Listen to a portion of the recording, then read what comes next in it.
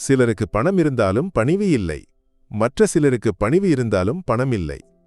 ஒரு மனிதனின் வாழ்க்கையை நிர்ணயிப்பது அவனது கடந்த காலமா அல்லது அவன் பெற்றெடுத்த எதிர்காலமா?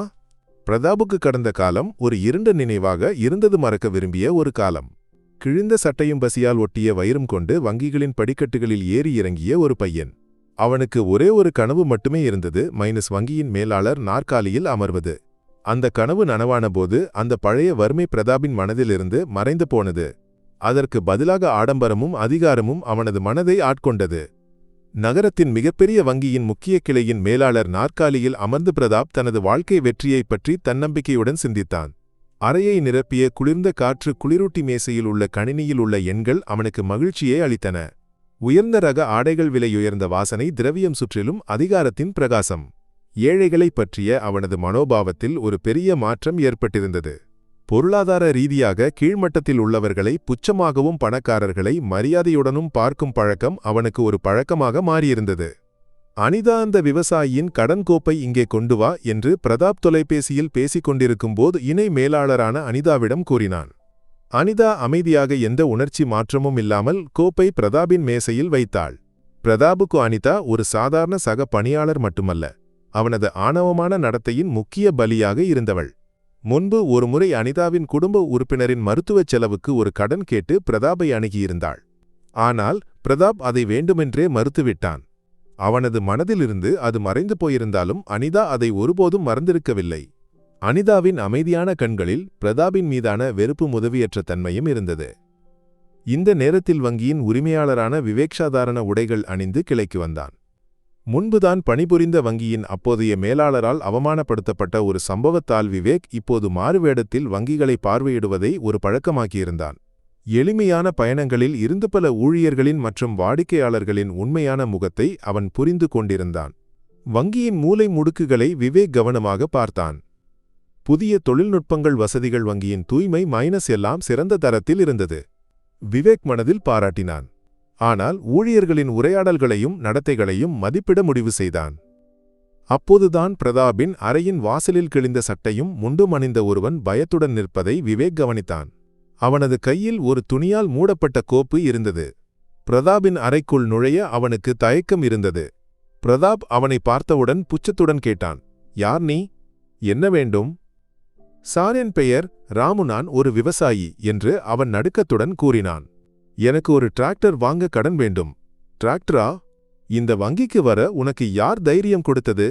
உன்னை போன்றவர்களுக்கு கிராம வங்கிகளே பொருத்தமானவை. இங்கு பெரிய தொழிலதிபர்களுக்கு மட்டுமே கடன் வழங்கப்படும் என்று பிரதாப் ஆணவத்துடன் கூறினான். சார், நான் மிகவும் முயற்சித்து இந்த கோப்பை உருவாக்கினேன். எனது அனைத்து ஆவணங்களும் இதில் உள்ளன என்று ராமு பணிவுடன் கூறினான். பிரதாப் கோப்பை ஒரு பார்வை கூட பார்க்காமல் புச்சத்துடன் சிரித்தான். இப்போது இங்கிருந்து வெளியேறி இல்லை என்றால் நான் காவல்துறையை அழைப்பேன். ராமுவால் வேறு எதுவும் பேச முடியவில்லை. அவனது கண்கள் கலங்கின. உதவியற்றவனாக அவன் அந்த வங்கியை விட்டு வெளியேறினான். இந்த சம்பவத்தை விவேக் பார்த்தான்.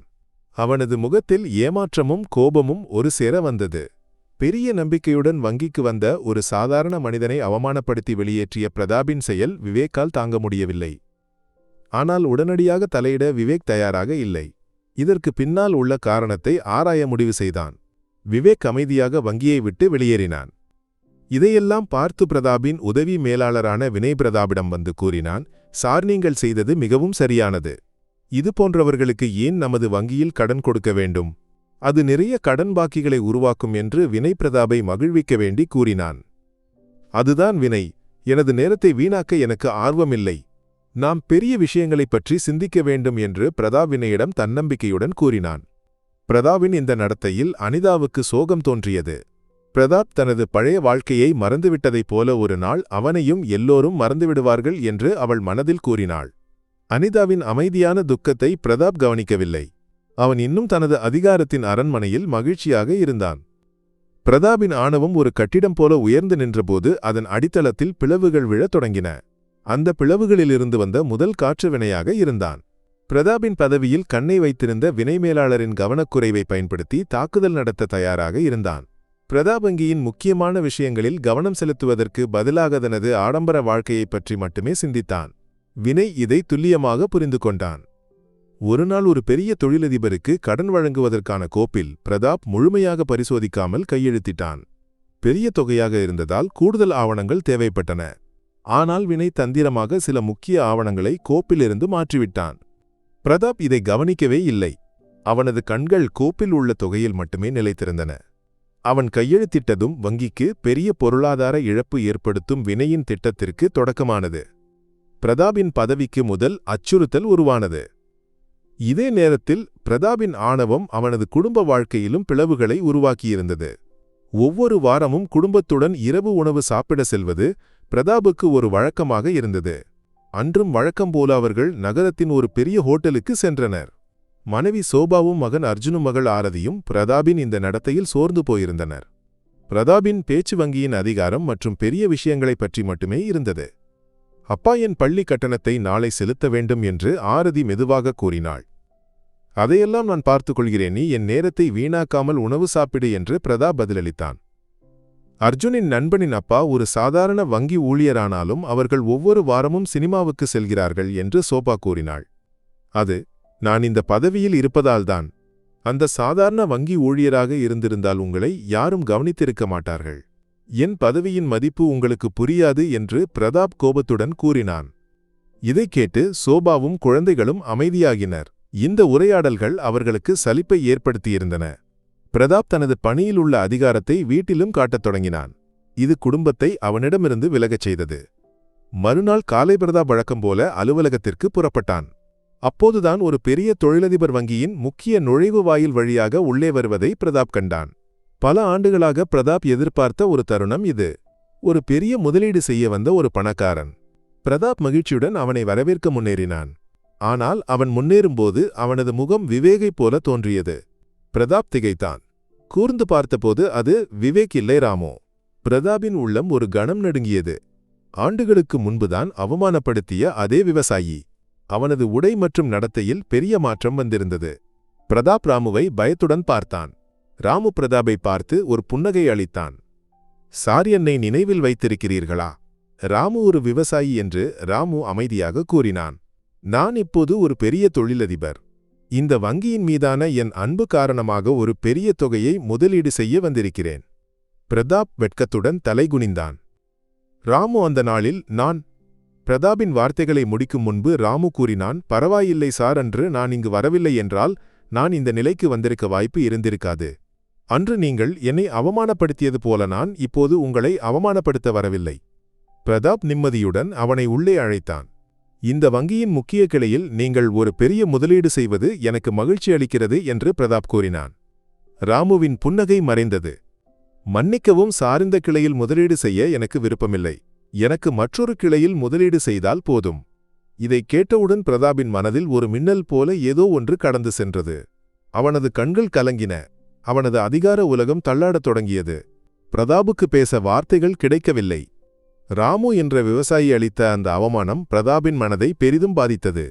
அறையில் தனியாக உட்கார்ந்திருக்கும்போது அவனுக்கு தனது ஆணவத்தின் முகம் கண்ணாடியில் கண்டது போல தோன்றியது. தான் அவமானப்படுத்திய ஒரு சாதாரண மனிதன் இப்போது ஒரு பெரிய பணக்காரனாக திரும்பி வந்து தன்னை அவமானப்படுத்தியிருக்கிறான். இந்த சம்பவம் அவனது தன்னம்பிக்கையின் அடித்தளத்தை இழக்கியது. அதிகாரத்தின் நாற்காலியில் உட்கார்ந்திருந்தாலும் தான் தோல்வியடைந்தது போல அவனுக்கு தோன்றியது. பிரதாபின் மன அழுத்தம் அதிகரித்தது. இந்த நேரத்தில் வினை தந்திரமாக மாற்றிய கோப்பில் கையெழுத்திட்ட கடனால் வங்கிக்கு பெரிய பொருளாதார இழப்பு ஏற்பட்டதை உள்தணிக்கை பிரிவு கண்டறிந்தது.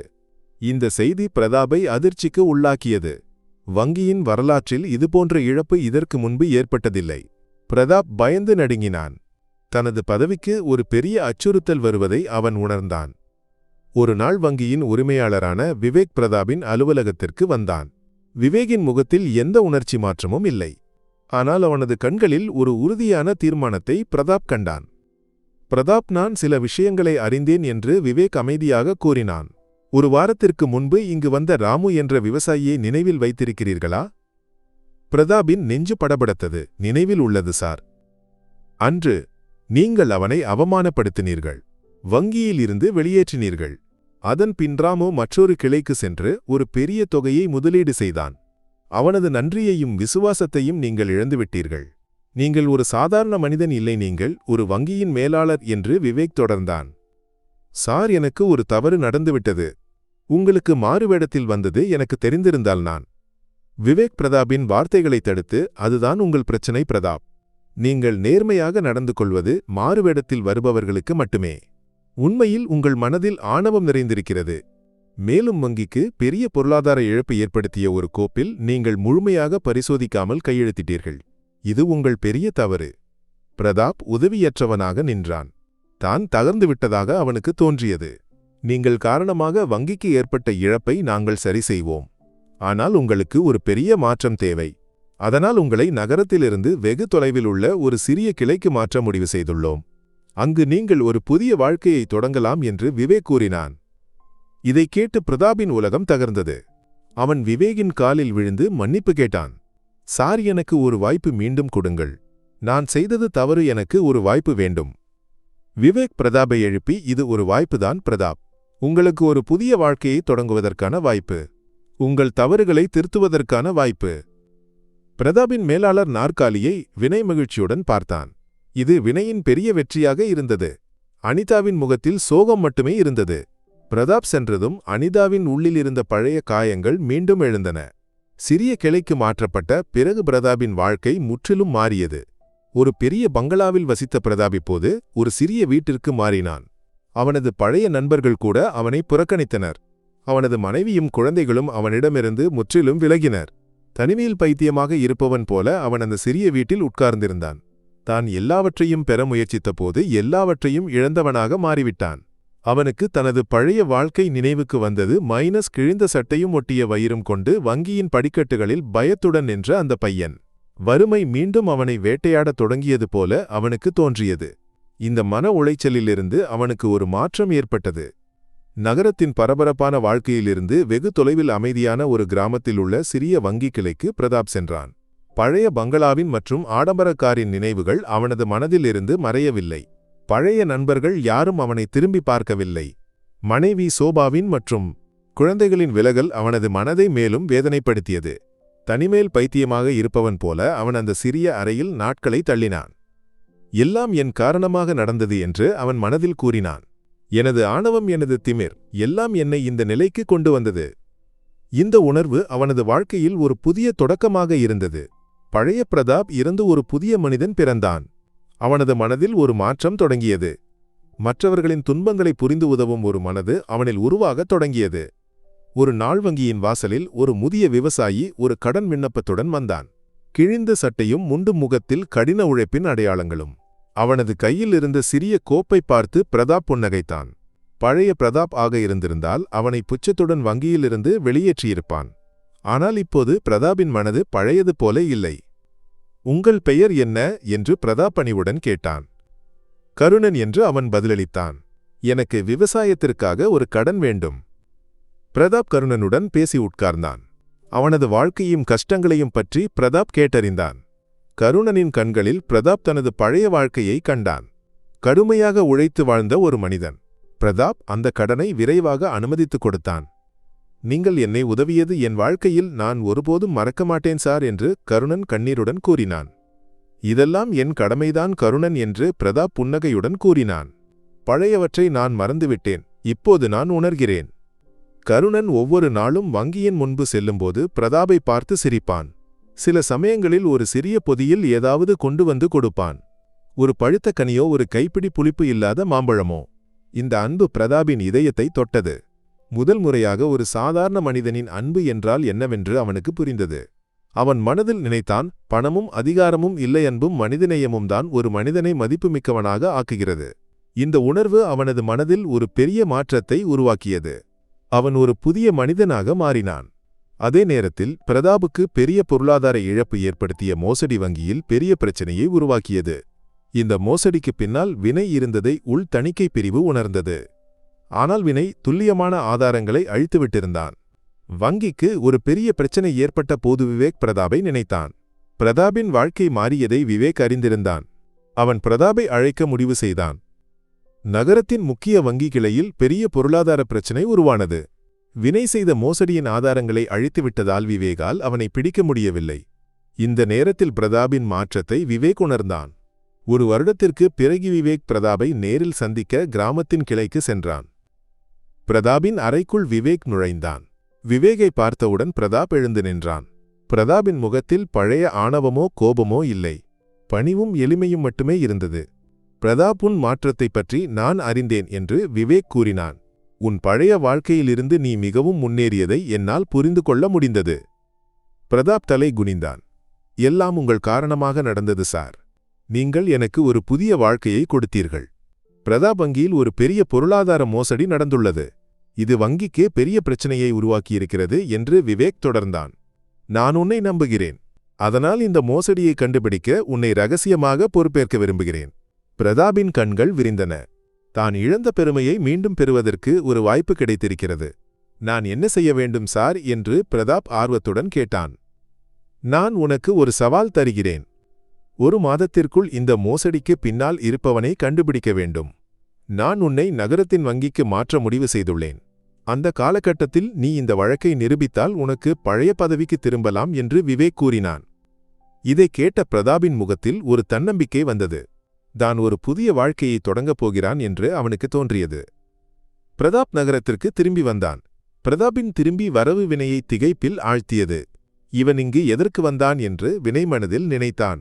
பிரதாபின் திரும்பி வரவு வினையை மேலும் பயமுறுத்தியது. பிரதாப் வந்த பிறகு வினை ஒவ்வொரு விஷயத்தையும் மிகவும் கவனமாக செய்தான். ஒரு நாள் பிரதாப் வினையின் அறைக்கு வந்தான். வினை ஒரு உதவி வேண்டும். சில பழைய கடன் கோப்புகளை பரிசோதிக்க வேண்டும். அதில் சில சந்தேகங்கள் உள்ளன என்று பிரதாப் கூறினான். வினை பயந்து போனான். சாரவையெல்லாம் என் வசம் உள்ளன. நான் பரிசோதித்து விட்டேன் என்று வினை பதிலளித்தான். அது போதாது, நான் நேரடியாக பரிசோதிக்க வேண்டும் என்று பிரதாப் கண்டிப்பாக கூறினான். பிரதாபின் நடத்தையில் வினைக்கு சந்தேகம் தோன்றியது. இவனுக்கு ஏதாவது தெரிந்திருக்குமா என்று வினை மனதில் நினைத்தான். பிரதாபின் சவாலை பற்றி வினை அறிந்தான். பிரதாபை மனதளவில் உடைக்க வினை எடுத்ததாக முயற்சித்தான். பிரதாபின் அலுவலகத்திற்கு பல பொய்யான அழைப்புகள் வந்தன. சிலர் மிரட்டினர், மற்றவர்கள் திட்டினர். இவையெல்லாம் வினையின் தந்திரங்களாக இருந்தன. ஆனால் பிரதாப் தனது பழைய வாழ்க்கையிலிருந்து கற்ற பாடங்களை மறக்கவில்லை. அவன் அமைதியாக ஒவ்வொரு சவாலையும் எதிர்கொண்டான். வினை என்ன செய்கிறான் என்பதை பிரதாபுக்கு புரிந்தது. வினையின் தந்திரங்கள் பிரதாபை மேலும் வலிமையாக்கின. பிரதாப் தனது அலுவலகத்தில் வினையின் கோப்புகளை பரிசோதித்துக் கொண்டிருந்தான். 1 மாத காலம் முடிய இனி சில நாட்களே உள்ளன. இந்த மோசடியின் ரகசியத்தை கண்டுபிடிக்க முடியாவிட்டால் பழைய பதவிக்கு திரும்பும் கனவு தகர்ந்துவிடும். பிரதாப் ஏமாற்றத்துடன் கணினியை பார்த்தான். அப்போதுதான் ஒரு சிறிய கடன் விண்ணப்பம் அவனது கவனத்தை ஈர்த்தது. இந்த கடன் விண்ணப்பத்தை வினை தந்திரமாக மற்றொரு கோப்பில் மறைத்து வைத்திருந்தான். அது ஒரு பொய்யான கடன் விண்ணப்பமாக இருந்தது. இந்த கோப்பில் உள்ள மோசடியை பிரதாபால் புரிந்து கொள்ள முடிந்தது. வினை இந்த கடனை அனுமதித்தது ஒரு பெரிய மோசடி செய்யவே. பிரதாப் அந்த கோப்புடன் வினையின் அறைக்கு சென்றான். வினை, இந்த கோப்பு என்ன என்று பிரதாப் கோபத்துடன் கேட்டான். வினை பயந்து போனான். சார், அவையெல்லாம் பழைய கோப்புகள் என்று வினை பதிலளித்தான். இது பழைய கோப்பு இல்லை, இது புதியது. நீ செய்த மோசடியின் ஆதாரம் இது என்று பிரதாப் கூறினான். வினை மறுக்க முயற்சித்தான். ஆனால் பிரதாப் அந்த கோப்பை விவேகின் முன்பு வைத்தான். விவேக் அந்த கோப்பை பார்த்தவுடன் திகைத்து போனான். வினையின் மோசடியை நிரூபிக்கும் அனைத்து ஆவணங்களும் அந்த கோப்பில் இருந்தன. வினையின் முகம் வெளிரியது. அவனால் எதுவும் பேச முடியவில்லை. விவேக் வினையை வேலையில் இருந்து நீக்கினான். பிரதாபை பழைய பதவிக்கு திரும்ப அழைத்து வந்தான். விவேக் பிரதாபை பார்த்து புன்னகைத்தான். பிரதாப், உன் நேர்மையையும் கடின உழைப்பையும் நான் நம்பினேன். நீ என்னை ஏமாற்றவில்லை. பிரதாபின் மகிழ்ச்சி நிறைந்த கண்களிலிருந்து கண்ணீர் வழிந்தது. எல்லாம் உங்கள் காரணமாக சார். நீங்கள் எனக்கு ஒரு புதிய வாழ்க்கையை கொடுத்தீர்கள். இந்த நேரத்தில் பிரதாபுக்கு உதவுவதற்காக அந்த பழைய விவசாயி கருணன் வந்தான். அவன் பிரதாபை பார்த்து புன்னகைத்தான். சார், உங்களுக்கு ஒரு சிறிய பரிசு கொண்டு வந்திருக்கிறேன். கருணன் ஒரு பழைய பையை திறந்தான். அதில் ஒரு பழைய கோப்பு இருந்தது. அந்த கோப்பில் வினை மோசடி செய்ததற்கான ஆதாரங்கள் இருந்தன. இந்த கோப்பு கருணனுக்கு ஒரு எதிர்பாராத இடத்திலிருந்து கிடைத்தது. கருணன் அதை பிரதாபுக்கு கொடுத்தான். சார், உங்களுக்கு இந்த உதவி தேவைப்படும் என்று எனக்கு தெரியும் என்று கருணன் கூறினான். பிரதாப் கருணனை கட்டிப்பிடித்தான். அவனுக்கு பேச வார்த்தைகள் இல்லை. பிரதாப் ஒரு புதிய மனிதனாக மாறினான். அவனது ஆணவம் எல்லாம் மறைந்து போனது. மனைவியும் குழந்தைகளும் அவனது வாழ்க்கைக்கு திரும்பி வந்தனர். பிரதாப் இப்போது ஒரு சாதாரண மனிதனைப் போல வாழத் தொடங்கினான். பழைய வாழ்க்கை ஒரு கெட்ட கனவு போல அவனுக்கு தோன்றியது.